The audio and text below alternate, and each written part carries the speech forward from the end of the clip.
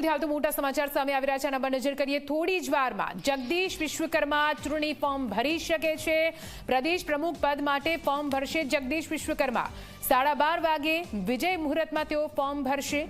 CM બાદ હવે પ્રદેશ પ્રમુખ પણ અમદાવાદના બની શકે છે તેવી પૂરેપૂરી શક્યતા વ્યક્ત કરવામાં આવી રહી છે, કેમ કે મોટા સમાચાર સામે આવ્યા છે.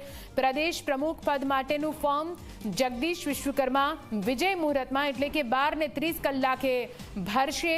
સીએમ બાદ હવે પ્રદેશ પ્રમુખ પણ અમદાવાદના બની શકે તેવી પ્રબળ શક્યતા વ્યક્ત કરવામાં આવી રહી છે, કેમ કે જગદીશ વિશ્વકર્મા પ્રદેશ અધ્યક્ષ માટેનું ફોર્મ ભરવાના છે તેવી માહિતી સામે આવી રહી છે. વધુ માહિતી સાથે સંવાદદાતા હિતલ સતત આપણી સાથે જોડાયેલા છે.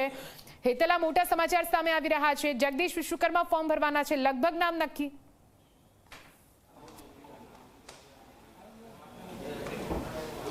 જી નિધિ, ચોક્કસ એવું કહી શકાય કે લગભગ નામ નક્કી છે. 12:39 એ ભાજપ માટે વણજોયેલું શુભ મુહૂર્ત છે અને સ્વાભાવિક છે કે નવા પ્રમુખ બનનાર વ્યક્તિ 12:39 પોતાનું ઉમેદવારી ફોર્મ ભરશે અને આ ઉમેદવારી ફોર્મમાં જગદીશ વિશ્વકર્માનું નામ જ સૌથી વધારે મોખરે છે. જે પ્રકારે ભાજપના સૂત્રો તરફથી જાણકારી મળી રહી છે, અત્યારે હું કમલમની જે સ્થિતિ છે એ તમને બતાવવાનો પ્રયત્ન કરીશ, કારણ કે જે પ્રકારે કમલમમાં પણ હવે ચહલપહલ સીધી રીતે વધી ગઈ છે અને એ અંતર્ગત ક્યાંક ને ક્યાંક આ પ્રકારના જે દ્રશ્યો છે એ કમલમ પર સીધી રીતે અત્યારે જોવા મળી રહ્યા છે અને ક્યાંક જે પ્રકારની ઘટનાક્રમ છે એ ઘટનાક્રમ અંતર્ગત એવું કહી શકાય કે જે પ્રકારની 12:39ના શુભ મુહૂર્તમાં જગદીશ વિશ્વકર્મા જેમનો એમના ટેકેદારો સાથે આવશે અને એ પોતાનું ઉમેદવારી ફોર્મ ભરશે અને જગદીશ વિશ્વકર્મા જ ભાજપના નવા પ્રદેશ પ્રમુખ બનશે. સ્વાભાવિક છે કે અમદાવાદથી પ્રદેશ પ્રમુખ અને મુખ્યમંત્રી બંને અમદાવાદથી થશે, એટલા માટે આ પ્રકારની ભાજપમાં ઘટના કદાચ આ એક પોતે જ એક કક્ષાએ જોવા જઈએ તો એક રેકોર્ડ બનશે, કારણ કે બંને એક જ જિલ્લામાંથી આવતા હોય એ પ્રકારની ઘટના બનશે. આપણી સાથે યજ્ઞેશભાઈ પણ જોડાયા છે. યજ્ઞેશભાઈ, 12:39 શુભ મુહૂર્ત હોય છે, શું નવા પ્રદેશ પ્રમુખ બનનાર 12:39 ફોર્મ ભરશે?